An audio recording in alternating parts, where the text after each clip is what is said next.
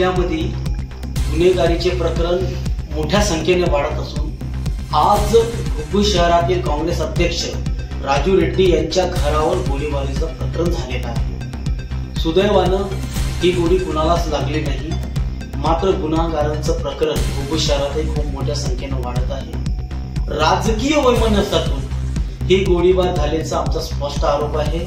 आमचा आदरणीय पोलीस अधीक्षक साहेबांना विनंती आहे, घुगुसच्या ठाणेदार साहेबांना विनंती आहे की त्यांनी या प्रकरणाचा शहानिशा करावी, पूर्ण तपास करावा व आरोपींना जेरबंद करावा, अन्यथा घुगुस काँग्रेसच्या वतीने या ठिकाणी तीव्र आंदोलन करण्यात येणार आहे।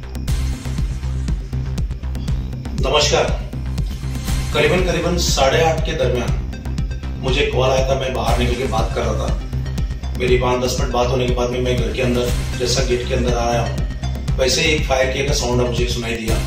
मैं वैसे बाहर जाकर देखा तो मेरी बालकनी में एक गोली गिर के मुझे मिला है, और कौन किया कैसे किया मुझे पता नहीं, लेकिन मैं घुगुस थानेदार को मैंने फोन करके इसके बारे में बताया और एसपी साहब को भी मैंने बताया। वहां से उन्होंने भी टीम भेज के जांच कर रहे थे। जिसने भी ये काम किया उसके ऊपर जरूर जल्दी से जल्दी पकड़ के उसके ऊपर कार्रवाई, ऐसा मामला हमारी है।